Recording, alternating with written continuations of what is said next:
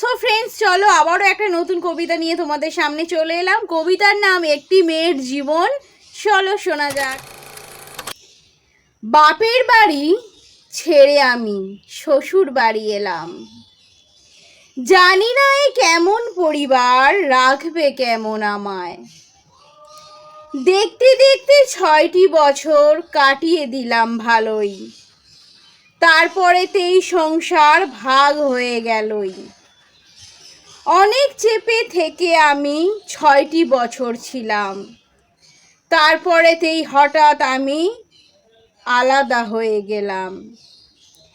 একটা বাপের একটা ছেলে, আছে 2 ননদ। শাশুড়িটা ভীষণ দরজাল, শাসনে রাখে আমাকে। ছেলের কাছে একরকম, বৌমার কাছে আর এক। ননদকে আবার ফোন করে আর এক রকম বলে। শাশুড়ি আবার বাইরে ভালো, ঘরের লোককে মারে। এমন এমন ভাব দেখাবে, দোষটা তাহার নহে।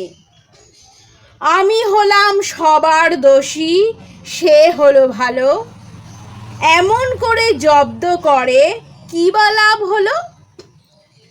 নুন ভাত খাই, ফ্যান ভাত খাই, থাকি ঘরের কোনায়। আছি আমি অনেক সুখে, এটাই হলো সংসার। যারা বলে বৌমা খারাপ, শাশুড়ি অনেক ভালো, তাদের বলি, ও কাকিমা, তুমি এসে সংসারের হাল ধরো। তোমার মেয়ের বিয়ে হলে বুঝবে কে ভালো। তখন তোমার নড়বে টনক, তুমি কাকে কি বলো? যারা বলে বৌমা আমার খেতে দেয় না, তাদের বলি একটা কথাই, বৌমার খাবার খাওয়ার যোগ্য তুমি নও। অনেক কিছু মেনে নিয়ে সে আলাদা হয়েছে। এখন তোমায়ও বুঝতে হবে, তার মনেতে জায়গা নেই তোমাদের। পরের মতো ভাবতে তুমি তখন আমাকে, এখন পর করেছি আমিও তোমাকে। এখন কিছু বললে পরে গায়ে মাখবো না, উল্টে জবাব দিয়ে দেব আমিও তোমাকে। এটাই হলো সংসার, গোলক ধাঁধার ভেলকি। এখানে তুমি আসলে পরে তুমিও খাবে পাল্টি। সবাইকে মানিয়ে চলবে ভাবলে, এটা তোমার বোকামো। কারণ তুমি সবার কাছে থাকবে শুধুই সাজানো। এসব কিছুই নয় সাজানো, ঘটেছে আমার সাথে। এমন অনেক মেয়ের সাথে এখনো ঘটে চলেছে। এখন কিছু হলে পরে তাদের খেতে দিই। এখন বলে রান্নাগুলোই স্বাদ হয়েছে খুব।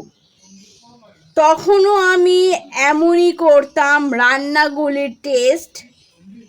তখন কেন ভালো লাগতো না বুঝতাম না শেষমেশ।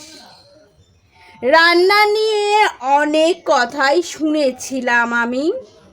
এসব কথা যখন আমি আমার বরকে বলতাম, সে বলতো, কেন করবে মা তোমার সাথে এমন ব্যবহার?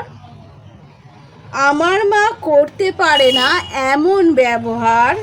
কিছু বললে মানিয়ে নিও, ওটা তোমারও যে মা। সত্যি কি শাশুড়ি একটা বৌমার জীবনে মা হয়ে উঠতে পারে?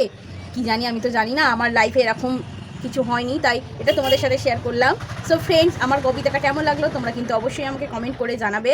তো এই পর্যন্তই তোমাদের সাথে আমি থাকলাম। তো নমস্কার।